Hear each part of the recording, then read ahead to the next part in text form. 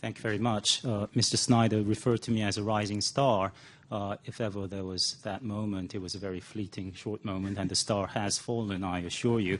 That description really applies to, of course, the third son, Kim Jong-un, Yes, right, to whom North Koreans have referred as Morning Star General. Morning Star General. If you look at the title of our special conference today, Asia's global influence, how is it exercised, what does it mean? And you insert the words North Korea. North Korea's global influence, how is it exercised, what does it mean?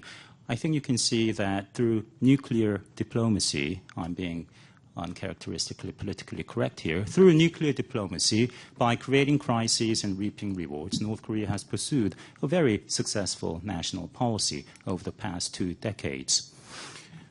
I'm particularly grateful to the National Bureau of Asian Research for inviting me because some 3 years ago at a different NBR-sponsored event, I made this bizarre observation that Kim Jong-il is by far the most widely known, the most globally famous ethnic Korean ever to have lived. And that, that triggered wins from Scott and others. But I really can't think of any other Korean, even famous ones like the current figure skating champion or the late president, Nobel Peace Prize laureate Kim Dae-jung, or pop stars like Rain, who is more widely known in the United States and beyond the world of the Korean Peninsula. It's Kim Jong-il. And that is emblematic of the bizarre situation we have in the Korean Peninsula.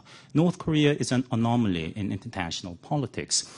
By conventional indices of measuring state power, economic power, military power, even soft power, culture, political system, North Korea is perhaps the most influential political actor, I would venture to say, even in world history, commensurate with its territorial size, with its economy, with its political system, with its soft power, none to speak of.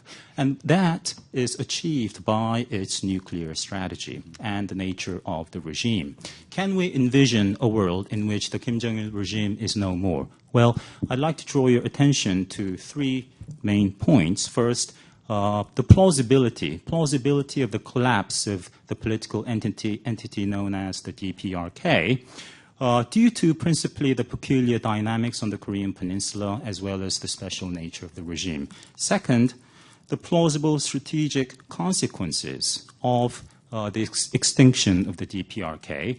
And here I'd like to perhaps make some parallel or analogies based on historical examples with a special emphasis on the role of the United States in perhaps unwittingly but accelerating and also preventing huge geostrategic shift in Korea over the past century, shall we say. And third, the big China factor, if I may, in all this. Historians in the Sinic civilization, in the East Asian civilization, as well as in the Atlantic civilization, have been preoccupied with the leitmotif, the theme of the rise and fall of states, both great and small. Today we know it's completely comprehensible to us today how the Roman Empire declined and fell, not only because so much has been written on it, but because it has the added advantage of having actually taken place. Years from now, when historians look back upon what led to the decline and collapse of the DPRK, I imagine they will be able to discern some signs of steady decline, as we can with respect to another Korean state that met its demise 100 years ago. And that is the Joseon Kingdom, Yi Dynasty, Joseon Korea, that fell in 1910 as it was absorbed by Japan, as it became Japan's colony. And when you go back into history, there are links to a huge event that preceded the steady decline and fall of Joseon Korea. There was a war, a huge war, an international war, a war which saw China cross the Yalu River, a war which saw Chinese forces press down, recapture Pyongyang, and then be repelled, a war in which the major combatants were foreign powers, not the Korean people, the Koreans, a war that ended Song's victory parade, indemnity, a war during which the major foreign combatants discussed the issue of perhaps even partitioning the Korean Peninsula into respective spheres of influence.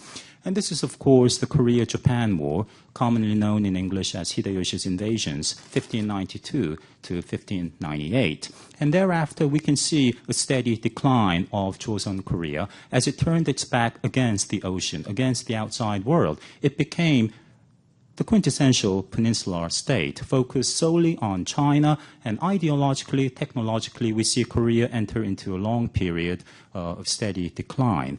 And I think the collapse of Joseon Korea 100 years ago should be understood in the context of the economic backwardness of Korea, as well as its military weakness. Korea did not offer it was not a magnet to the outside world. It did not offer economic incentives for outside powers like the US or European states to maintain Korea's political, geographical integrity. Korea was isolated. Now, there is an eerie similarity to the course that North Korea has chosen ever since the end of the Korean War in 1953, focusing on the mainland, on the continent, turning its back, not literally, of course, but against vis-a-vis much of the outside world. The exception here is that North Korea, its military is quite formidable, whereas the Korean military 100 years ago was quite feeble. And that is one factor that we should take into consideration as we ponder on the prospects for regime collapse. Another major event that took place in the Korean Peninsula was in the last phase of the Second World War, when Korea was divided by the principal victors, the United States and the Soviet Union. And of course, North Korea tried to end that situation whereby you had two Koreas in 1950 by invading South Korea.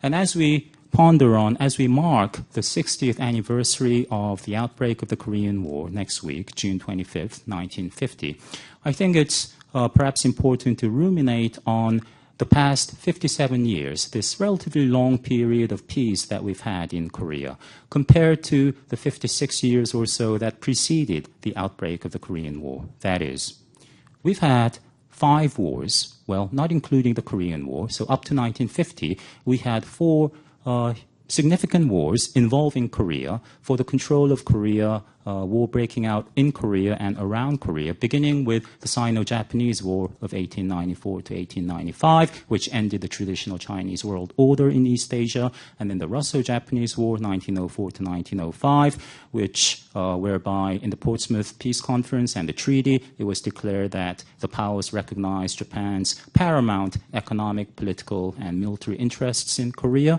and Korea became Japan's protectorate. And, of course, the Second Sino-Japanese War in 1937, when Korea became important as a supplies base, a platform for Japan's military campaign in China.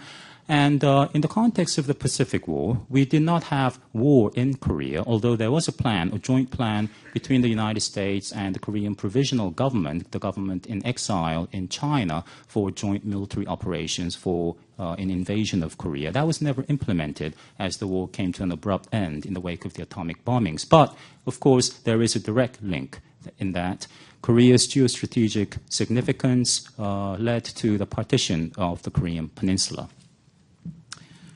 The China factor. We often hear that the Chinese, thank you, very quickly. Skip China. If there is a change in the status quo, polite way of saying regime instability or a threat to regime, something big happening in North Korea, and I say yes, there is, and although no one can predict when, there is a plausible degree of likelihood, I would say, and we should be prepared for that change. What will China do?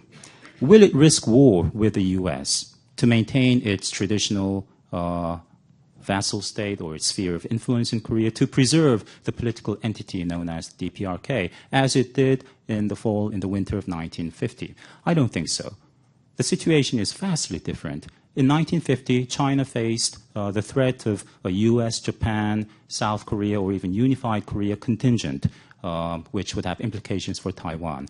In 1950, China wanted to aspire to be a role model for the national liberation movements in Southeast Asia, in Vietnam, and so forth.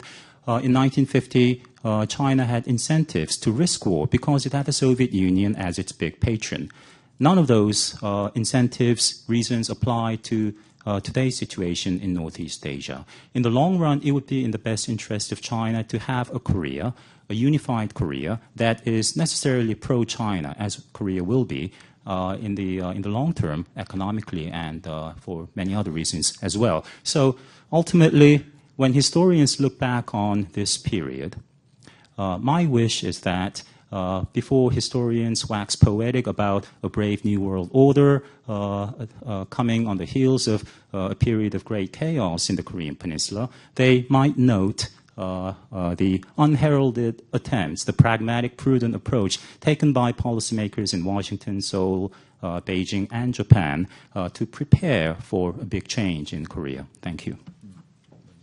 Thank you for press relations.